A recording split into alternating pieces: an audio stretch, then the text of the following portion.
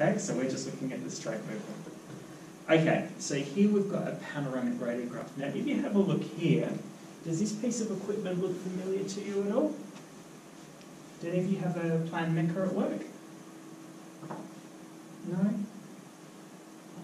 Don't know? Do you know what brand you have at work? Serona? Plan Mecca? Does anyone have a Kef attachment? Oh, you think? Yeah, so one that does the side of your head as well? Okay, so what happens is with some X-ray units, what you'll find is this is the sensor that goes on your OPG unit. And let's say you want to take a lateral Kef, you can actually take this off and put it on your Kef attachment.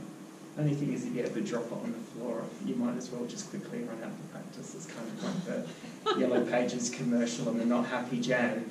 So yeah, you'll find as soon as you bust it, you think you'd better run. So they're very expensive pieces of equipment, so don't generally tend to touch our sensors. But if you have a look really carefully, what you're going to notice is, can you see this little white area here, which has Dymaxis 3 set? Can you see that? And can you see the little white? What type of shape is it to you? Rectangle. It's a rectangle, okay? So it's a little slit beam, okay? So this area here is like each section on your little panoramic radiograph as it downloads. So it's taking in these tiny little segments as the image is being exposed, and that's what's called a tomograph. Now what you see here is quite nicely, what do you reckon this might be in the middle?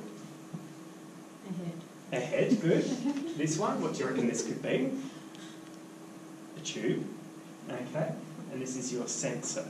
So essentially what you're seeing is the head staying in position, isn't it? And then what you see is the X-ray tube and the sensor moving around, okay? So we have the image receptor and the X-ray tube, they're rotating together. They move at the same speed, generally, around the patient's head there, okay? And we call this a narrow slit beam, and that's why when you take your X-ray, you see these little 1 centimetre segments kind of coming up on your screen, and generally there can be around about 16 segments coming up on the screen as you download your image onto the computer. So what we say is it rotates around a centre of rotation. So where do you reckon the centre of rotation is on this particular picture? The head, excellent. So it's the head in the middle. So we have a look at our first panoramic machines. It wasn't actually the X-ray and the sensor that moved so much. What do you reckon it was? It was the patient. So some of the very, very first X-ray machines that developed out of Europe, the patient moved around with the X-ray. It's kind of like a spinning wheel. How would that feel? A bit disorientating, wouldn't it?